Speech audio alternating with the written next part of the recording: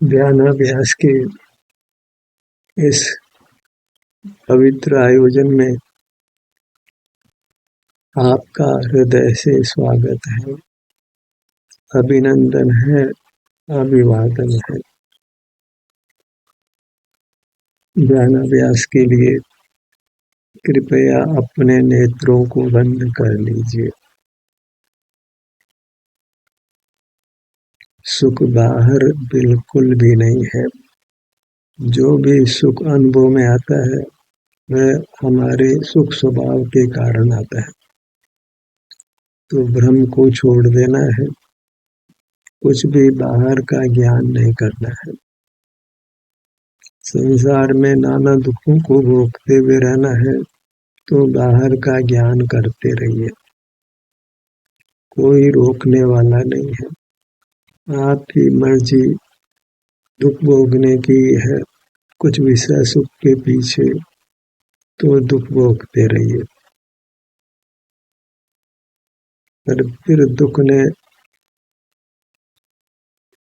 ही बहुलता से रहना है, विषय सुख भी नहीं मिलना है। और आप उत्तम सुख पाना चाहते हैं, सुख से जीवन यापन करना चाहते हैं, तो सकल ज्ञान छोड़ दीजिए। बाहर का ज्ञान होता है तो बाहर का ज्ञान पूरी तरह छोड़ दीजिए और अपने में रहिए। सिर से पांव तक अपनी मूर्त जो आनंद की बनी हुई है उसके आनंद को भोगिए। वह आनंद उत्तम है, विषय सुख उसके सामने जहर ही है, दुखी है। विषय सुख का लोभ छोड़िए, जो ज्ञान से प्राप्त होता है, तो ज्ञान की महिमा छोड़िए। इंद्रिय ज्ञान से इंद्रिय सुख मिलता है, वह तो कभी कदाचित मिलता है। थोड़ा सा इंद्रिय सुख भोगने के बाद में बारंबार मरना पड़ता है।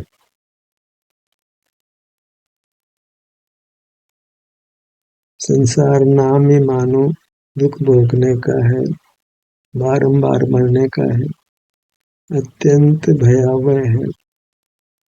ऐसे भयंकर दुख को भोगते हैं किंचित विषय सुख के लिए, 5 इंद्रियों के सुख के लिए, और बारंबार नाना दुखों को भोगते हुए मरते हैं। इसके प्रतिपक्ष अति उत्तम आनंद है जो आपके सिर से पैरों तक आकर आपको मिलता है। और कदाचित वेदना भी हो और आप उसका केवल अनुभव कर लेते हैं, तो उस काल में भी आपको कुछ वीतरागता जनित सुख मिलता है और उस काल में भी सुख बढ़ता है। अनुभव करके देख लीजिए। सुख दुख में जो भीतर अनुभव में आता है, उसमें यदि आप संभाव रखते हैं, दोनों को समान रूप से भोग लेते हैं, तो आप पाएंगे कि आपका सुख प्रतिपल बढ़ रहा है, सुख में भी और दुख में भी। वेदना के काल में भी आपको अच्छी अनुभूति होगी। ये कोई अद्भुत से अद्भुत बात है।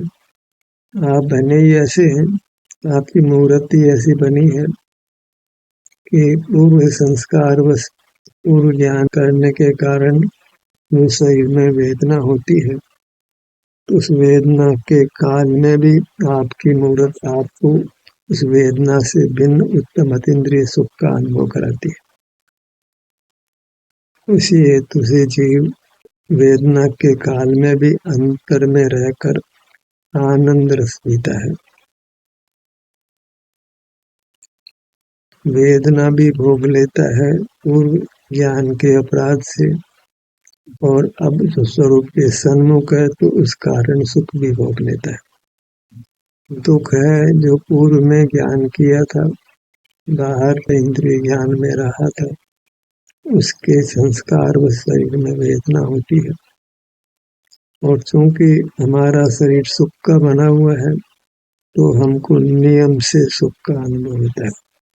ऐसा हो नहीं सकता है कि सुख स्वभाव वाली वस्तु का अनुभव करें और सुख नहीं। मिश्री मुंह में ले वो मुंह मीठा नहीं हो, ऐसा नहीं होता है।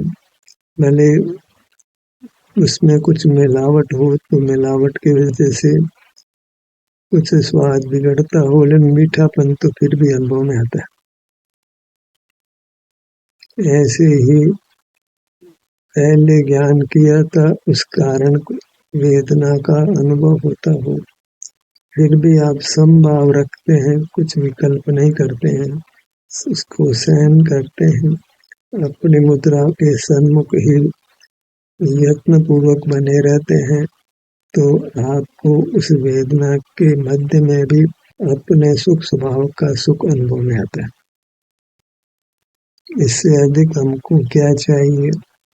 जब वेदना नहीं है तब तो सुख है ही, और जब वेदना है उस काल में भी चूंकि आप सुख के स्रोत से जुड़े हैं, तो आपको सुख का स्वाद आता है। जितना जुड़े रहेंगे उतना सुख बढ़ता ही जाता है, और उसके सामने का सुख जगत में नहीं है। विषय सुख में वह सुख नहीं है, तो वेदना के मध्य में आपको सुख अनुभव में आता है। अद्भुत से अद्भुत अपनी महिमा है, अपने सुख स्वभाव की महिमा है, जिसको वचनों से नहीं कहा जा सकता है, इसका केवल अनुभव कर सकते हैं। अपने स्वरूप को हम अनुभव से समझ लें कि अपना स्वरूप मूर्त देह के बराबर है।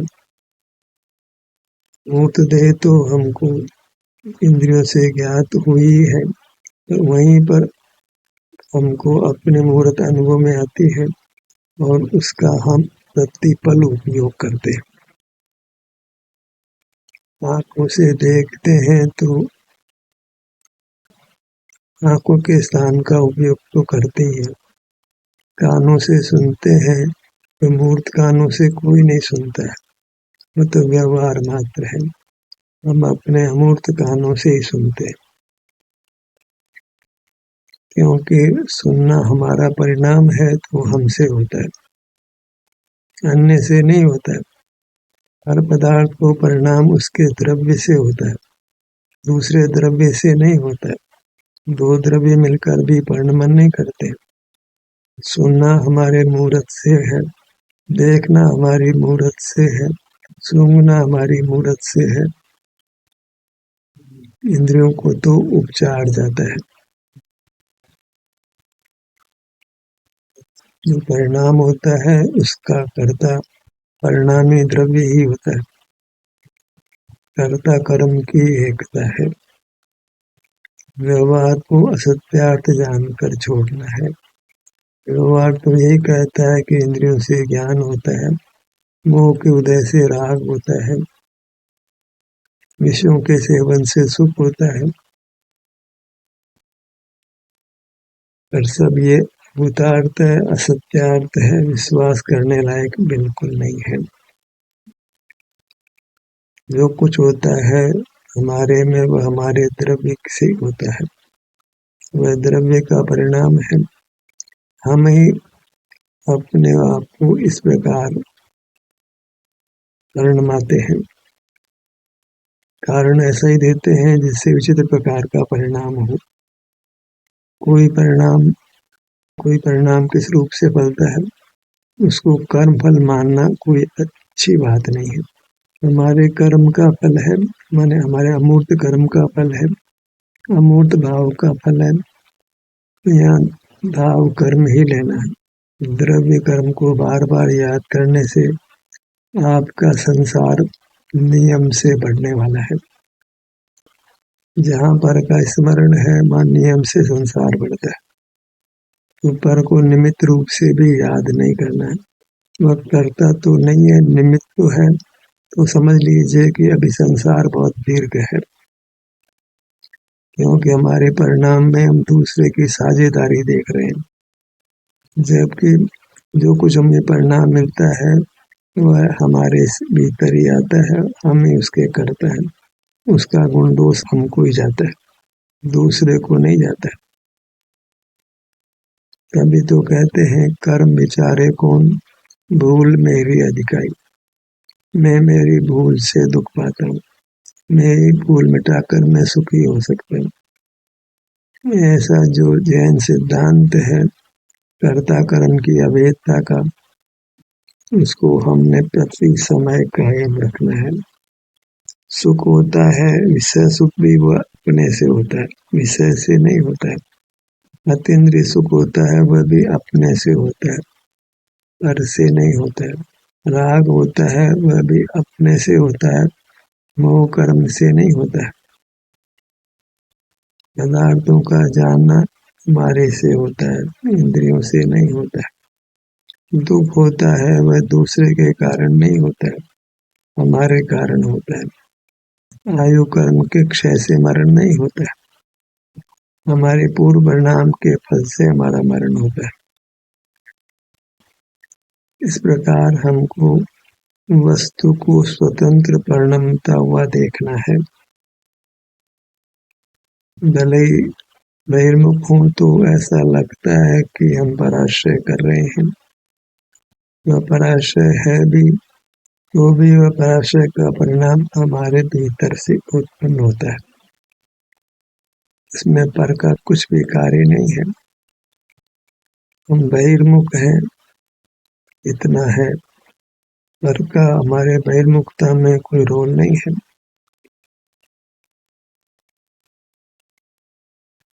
हम सुख रूप से परिणमन करेंगे, इसमें पर का कोई कार्य नहीं है। थोड़ा तो कार्य होगा कि बिल्कुल भी कार्य नहीं है। पर का लक्ष्य छोड़ देना है, पूरी तरह छोड़ देना है। पर का नाम ही संसार है। जहाँ पर को जाना, पर का स्मरण किया, वह संसार हो गया।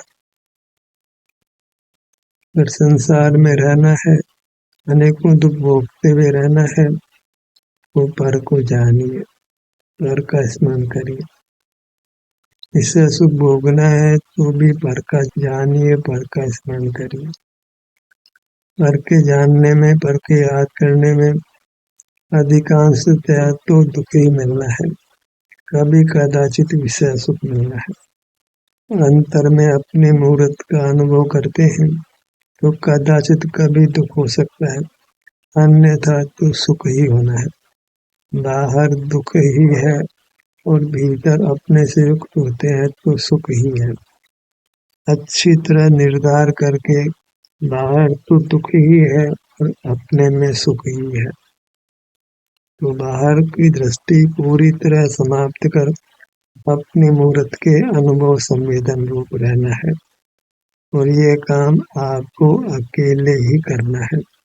काम तो सब अकेले ही होता है, पर बिना पर का लक्ष्य किए करना है तो अकेले किया कहते हैं। जहाँ पर का लक्ष्य है तो उसको पराश्रय कहते हैं, हालांकि उसमें पर का कुछ काम नहीं है।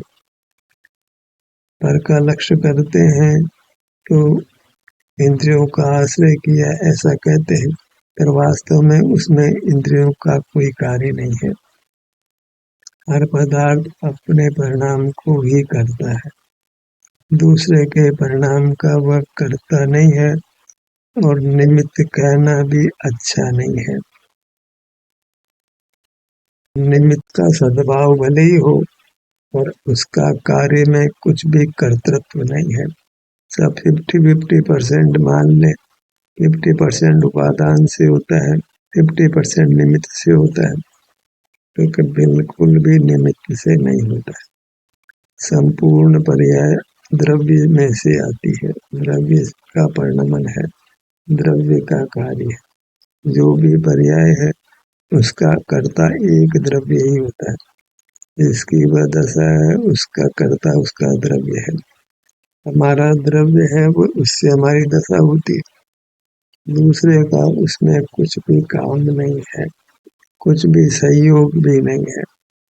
ऐसा निर्धार अच्छी तरह से हम करते हैं, इसको तत्व ज्ञान कहते हैं, तो फिर वृत्ति अंतर में रहती है। फिर समय भी लगता नहीं है कि इतना काल बीत गया। बहुत सारा समय क्षण जैसा व्यतीत होता है। सुख का समय शीघ्र व्यतीत होता है, और दुख का समय बहुत दुख दे देकर धीरे धीरे व्यतीत होता है। समय तो एक से ही व्यतीत होता है, एक को समय भारी होता है, दूसरे को समय भारी नहीं होता है। अपनी मूर्त पर दृष्टि पसारिए।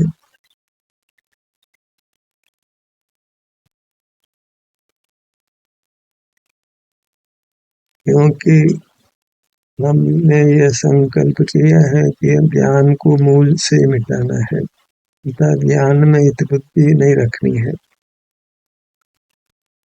इसके विपरीत अहित बुद्धि रखनी है। जो भी दुख होता है, अहित होता है, उसमें ज्ञान के अलावा दूसरा कारण नहीं है। अब कर्म तो कारण होगा, कि कर्म बिल्कुल कारण नहीं है। हमारे परिणाम में कर्म का अकिंचित बना है, उसमें किंचित भी कारण बना नहीं है। तो सारी निमित्त की पढ़ाई वृथा हो जाती है। जो कुछ होता है वह हमसे होता है, उसमें दूसरे का कुछ भी कंट्रीब्यूशन नहीं है। 1-8% कंट्रीब्यूशन तो मान लें निमित्त का, 1-8% कंट्रीब्यूशन भी नहीं है। 100% द्रव्य स्वयं से ही परिणमन करता है, उसमें दूसरे का सहकारपना कहा जाता है, पर वास्तव में वह कार्य में साथ नहीं होता है। एक अकेला ही द्रव्य परिणमन करता है। अनादि निधन। ललाट के बाद पर आइए।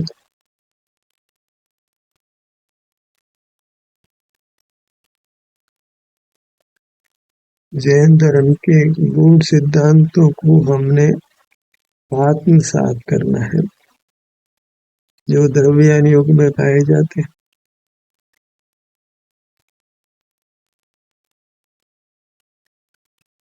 भूमध्य पर आइए।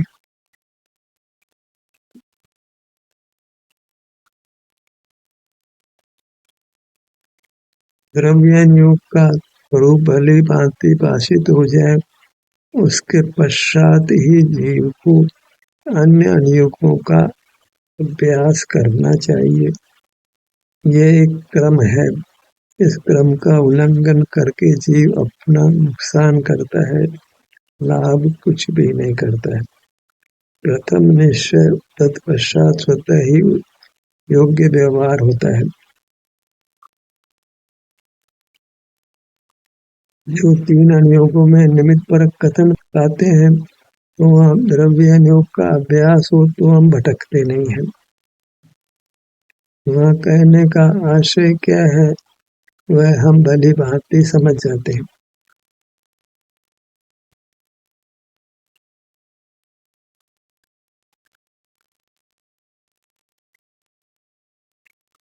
मंगलाचरण में कुंद कुंद को याद करते हैं। क्यों याद करते हैं? कि उन्होंने द्रव्यानुयोग की रचना की। चरणानुयोग लिखने वाले आचार्य को याद नहीं करते, कर्णानुयोग की रचना करने वाले आचार्य को याद नहीं करते, प्रथमानुयोग की रचना करने वाले आचार्य को याद नहीं करते। उसका कोई महान हेतु है।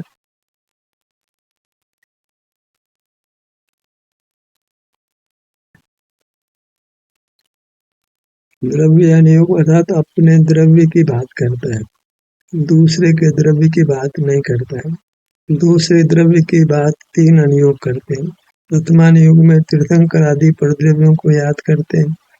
कर्णानुयोग में कर्म जो परद्रव्य है उसको याद किया जाता है। चरणानुयोग में भी बाह्य क्रियाएं जो पर के आश्रय से होती है उसको याद किया जाता है। उन तीनों में तो पर ही व्याप्त होता है। एक द्रव्यानुयोगी है जिसमें हमारी मूर्त व्याप्त होती है।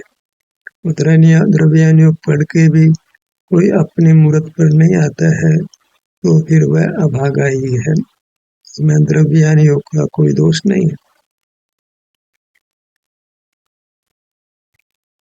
अभागा अर्थात उसने अपने आप को इसी प्रकार संस्कारित किया है कि उसको द्रव्यानुयोग का भाव ख्याल में नहीं आता। जो प्रचुरता से ज्ञान में रहकर जिसने वैश्विक सुख दुख ही भोगा है, तो उस जीव को सहज द्रव्यानियों की चर्चा का भाव पसंद नहीं होता।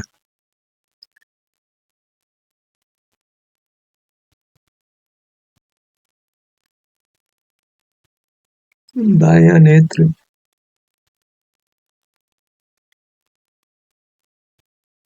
दायां नेत्र सहज ही जब अपनी मुद्रा के सन्मुख होते हैं तो जीव को उत्तम सुख लगता है।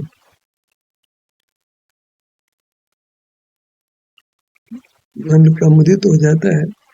एक तो मन विषय सुख में प्रमुदित होता है, वह तो उसका मिथ्या संस्कार है, और एक मन अपना अनुभव करके प्रमुदित होता है।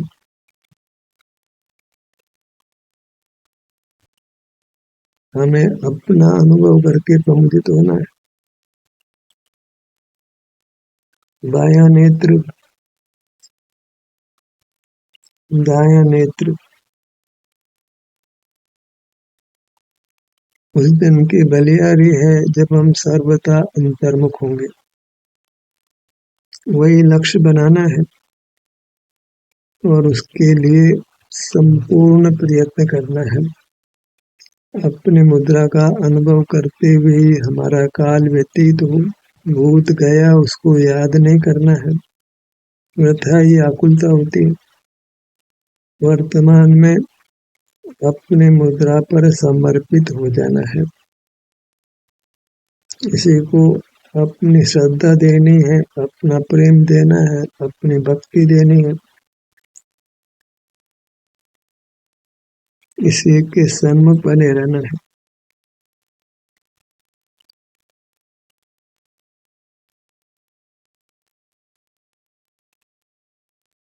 अपने होठों के भाग पर आइए।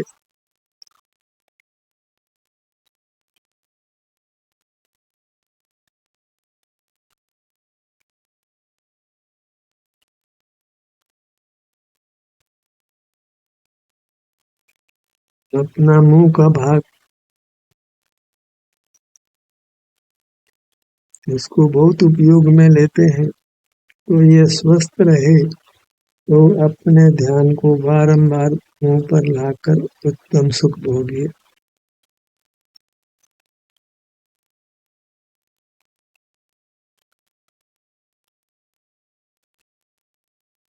गर्दन का भाग,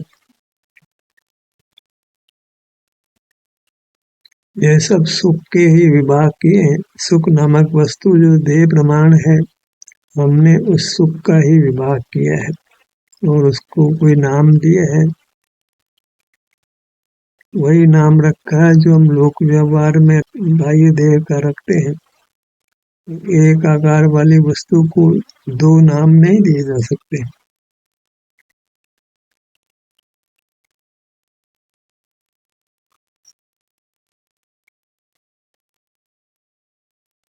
उद्गल भी देह नाम पाने का अधिकारी है और जीव भी देह नाम पाने का अधिकारी है, और उसमें कोई दोष भी नहीं है, क्योंकि एक आकार के पदार्थों को एक नाम दिया जाना का व्यवहार है।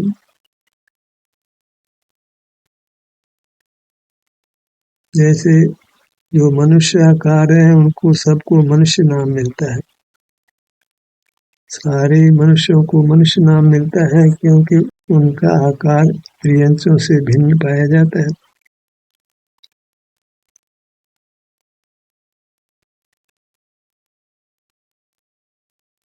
पेट के भाग पर आइए।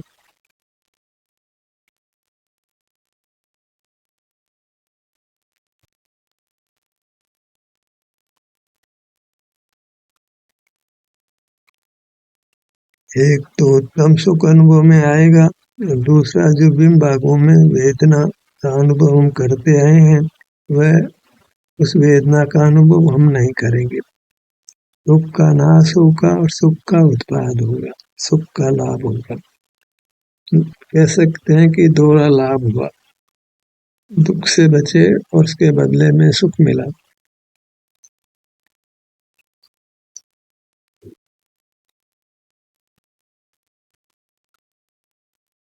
पीठ का भाग,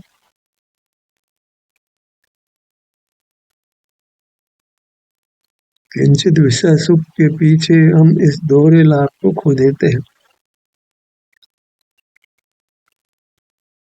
दुख का मिटना, सुख का होना ये समकाल है, पर पूर्व में दुख रहा, वर्तमान में सुख है, सो ऐसा भेद भी होता है। दाएं भुजा